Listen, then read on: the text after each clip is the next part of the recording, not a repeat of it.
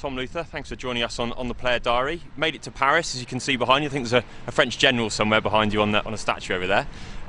Travelled here, what was the travel like? Tell me about it. We had a luxury trip on the Eurostar. Myself, Luth, Danny Kerr and Dylan settled in for a nice long game of Monopoly. Went alright, didn't it, Luth? Who won? Well, I came last, obviously, and the enforcer here came in. First game, hustled us. Picked up a new nickname, just called me Donald. Just Donald Trump. So, just taking everyone's bank, clearing us out. Cleared it out of Mayfair, all our properties. And first time on the Eurostar for me, so it's obviously quite an experience. Yeah, it was smooth. Taking you back earlier in the day, no weights first thing in the morning, a break with tradition. Why was that? We mixed it up. Usually we'd have a proper weight session in the morning, followed by rugby. We kind of combined the two. We did a bit of power, we did a little bit of stuff with the conditioners, a bit of skills in the indoor centre, and then out for the rugby stuff. It's just about finalising all our prep. We've obviously had 2 weeks building towards this game, so we're well on our way by that stage. Luther's going to make his debut, of course, in Paris, Tom. You know him well from Saints. Tell me a bit about Luther as a player. Okay. Embarrass him, go on. No, I haven't got a lot of ammo on him. I've only got positives to say about Luther. Really, he's worked hard.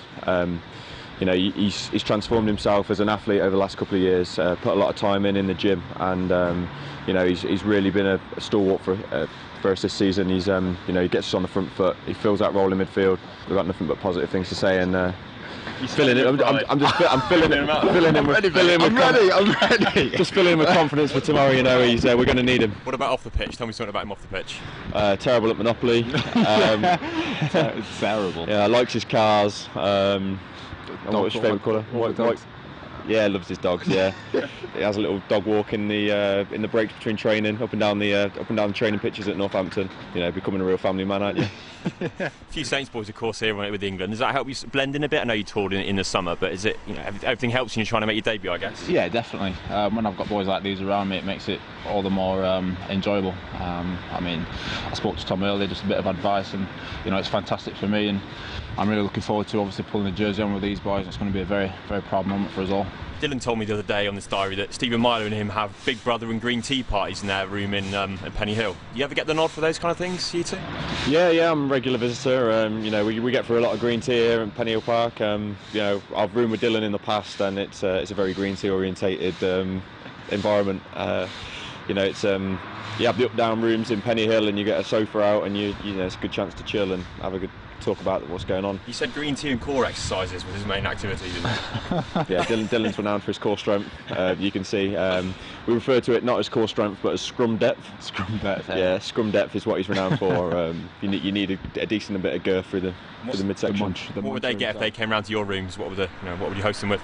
I'd probably just give them a bit of tuition in terms of sharpening tools and instruments, making sure your files are clean, your stones are level, and your knives are razor sharp.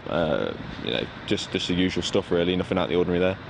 Yeah, in my room it'd be pretty laid back, pretty chilled out atmosphere. Probably listen to a bit of music. Bit of music, yeah. Talk a few stories here and there.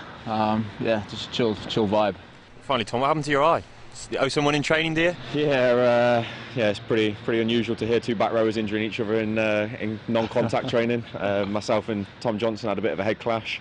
Clearly, I came off worse. Quite an interesting feature, the old red eye with a bit of a Terminator feel to it. But give me the all clear. Yeah. Looks good for the game, doesn't it, I suppose? Yeah, all the swelling, most of the bruising's come out of it now. So now I'm feeling in a good place going into the game. Business as usual. As joining us, Danny, on the Player Diary from the Stade de France. You've been here before, of course, in 2010. What were your impressions of the stadium, looking at it again?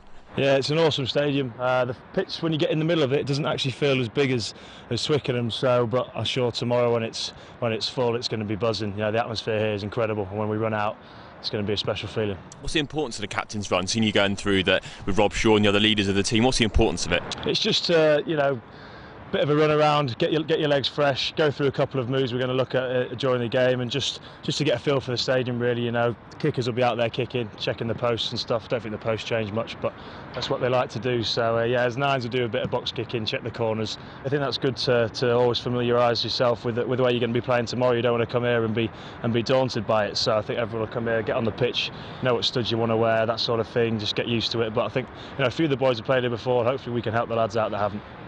What are you going to do for the rest of the day? Is it good to get this thing done early and you can relax afterwards? Yeah, nice chill day. I think we might pop into Paris just for a little coffee and a croissant. I think just take it easy, just mentally switch off for a bit, and then obviously tomorrow big game, so can't wait for that. Game day as well tomorrow, late kick-off. What do you tend to do during the day of a game? What's the schedule? What will you guys be doing? Yeah, I prefer just to get it over and done with early doors, but there's a lot of sitting around. Just keep hydrated, make sure you eat the right foods, get rest, bit of physio, make sure you're ready for kick-off come 6 o'clock. Guys, you room on your own here. Is that the tradition on away trips? You get a bit more relaxed, a bit of time on your own? Yeah, a bit of time on your own. I think if your girlfriends or wives want to come over, they can, so you get your own room, so a bit of space to get away from Joe Marler for a little bit, so a bit quieter in my room now. Yeah, I get a bit of sleep now, so it's all right.